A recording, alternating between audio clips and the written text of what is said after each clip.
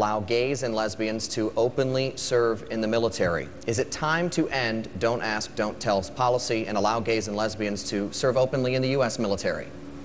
I think the current policy is a decent policy, and the problem that we have with dealing with this subject is we see people as groups, as they belong to certain groups, and that they derive their rights as belonging to groups. We don't get our rights because we're gays or women or minorities. We get our rights from our Creator as individuals. So every individual should be treated the same way. So if there's homosexual behavior in the military that is disruptive, it should be dealt with. But if there's heterosexual sexual behavior that is disruptive, it should be dealt with. So it isn't the issue of homosexuality, it's the concept and the understanding of individual rights. If we understood that, we would not be dealing with this very important problem. Governor Huckabee, I want you to weigh in as well. Do you believe it's time to allow homosexuals to serve openly in the United States military? Wolf, I think it's already covered by the Uniform Code of Military Conduct. I think that's what Congress was saying. It's about conduct. It's not about attitude.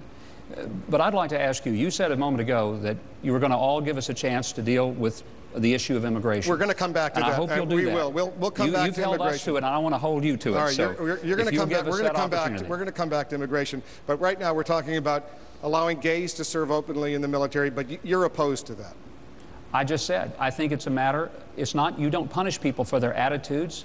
You punish them if their behavior creates a problem, and it's already covered by the Uniform Code of Military Conduct. So you wouldn't change. You wouldn't change existing policy. What? You wouldn't change existing policy. I don't think that I would. I think it's already covered by the existing policy that we do have, in fact. Mayor Giuliani, recently we've learned that several talented, trained linguists, Arabic speakers, Farsi speakers, Urdu speakers, trained by the U.S. government to learn those languages to help us in the war on terrorism, were dismissed from the military because they announced they were gays or lesbians. Is that, in your mind, appropriate?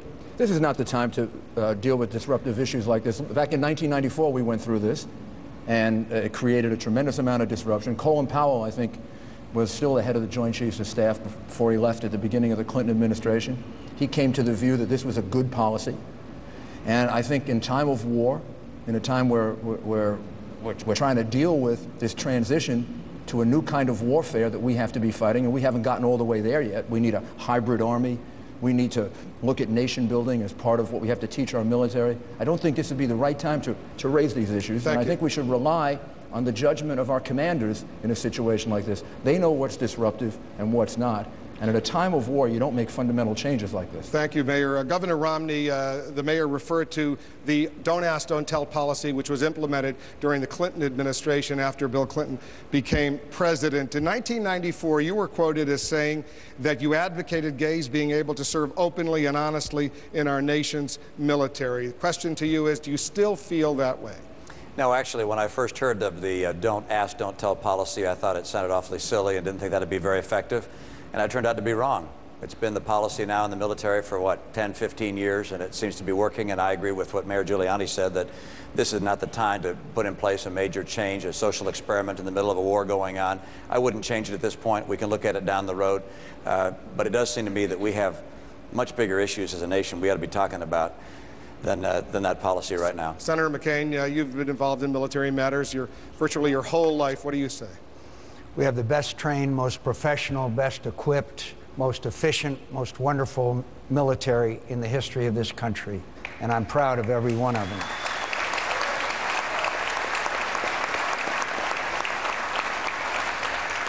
There just aren't enough of them.